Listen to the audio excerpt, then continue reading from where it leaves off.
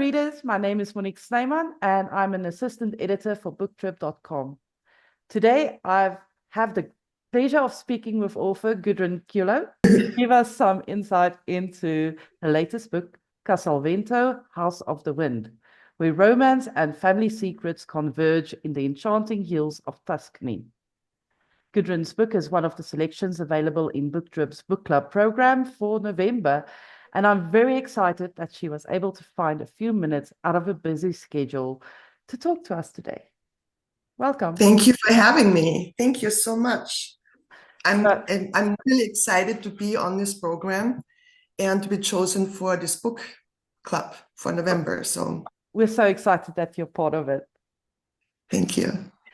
So let's get into it. No spoilers, but what can you share about your book that we wouldn't find on the jacket cover? That what comes to mind is the transformation of a person who lives basically two lives. And going into the story, what you will not guess is that it's actually part of my life and my experience that I had in Tuscany, in Italy. Oh, that is interesting.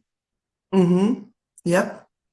So it's kind of with the winemaking progress, with the change of a lifestyle, with the bureaucracy of Italy, learning the language, learning to cook. And that's why we also have recipes on the end of the books that I learned how to cook, and to start to smell the roses again and to see the sunrise and the sunset every day in a different way. I love positivity. I love that. I'm also one of those people who just want to go into the outdoors and enjoy life. Yes, yes. I guess you have to get older to really start to enjoy it when you know that you only have like maybe 10,000 days to live. That's another 30 years, hopefully. And you need to enjoy every second because the seconds will never come again. That's so profound. So why do you think Casalvento would make a great book club selection? I think it is a lot of people love to travel and don't have the means to do so.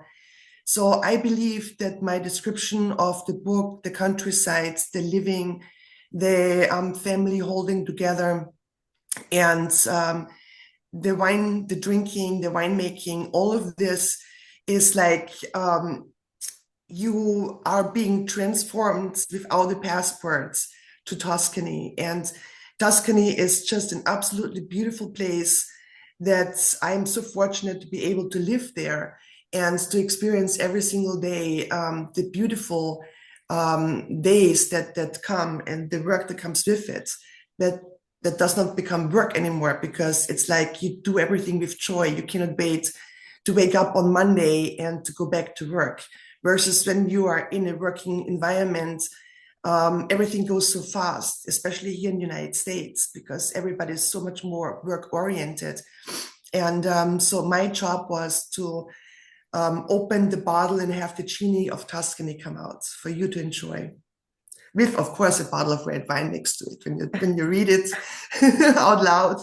And make sure it's a Chianti Classico. I want to go to Tuscany now. Let me tell you something. It's I never thought that I would have such a strong tie to it. And coming from Austria, having a beautiful scenery where I am, I live where Sound of Music was filmed. I live in New York, I live in Palm Beach. I have so many beautiful places around me. I'm so fortunate. But Tuscany gives you something, I don't know if it's the patchwork of all of the greenery around with the lands. You know, we are 70% woods and the 30% is the wines, the olive grapes, groves. And the old houses, I mean, my house where I live in is 1,500 years old. And it's just the history behind it.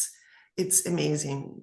So I really, truly enjoy it. It's always interesting how the history of a land really captures you sometimes. I know that feeling. I know that feeling. And sometimes it calls to you, no matter where you are in the world.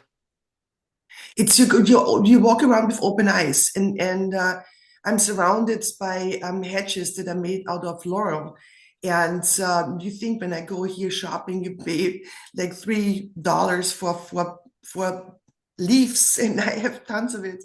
And the garden is right outside the kitchen. So I always say when somebody asks me, what are you cooking today? I said, whatever the garden gives me.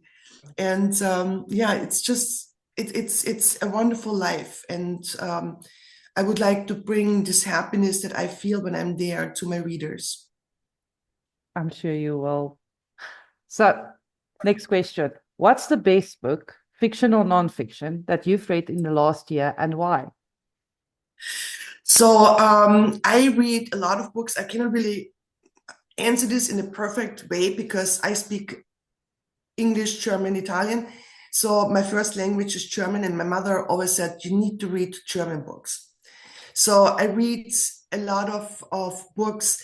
I can only go with one book. I have to have always two or three of them. And I like books like from Joseph Campbell that is more like a guidance of better living and understanding yourself. Then Judith Lennox, I just finished, of course, that's a fiction. That's I love it. It's about two sisters who also with family secrets. I like mysteries like Donna Leon, and my next novel is also going to be a mystery, which is almost finished. It's in the editing process right now. So yes, it's there's a lot of different books that I love, and the interest. I read a lot about the winemaking, which for some people maybe it's boring to read about the process of winemaking, but for me it's just absolutely interesting how the molecules come together and how a juice can turn into alcohol and into good wine, and the secret of a winemaker, because everybody has a secret.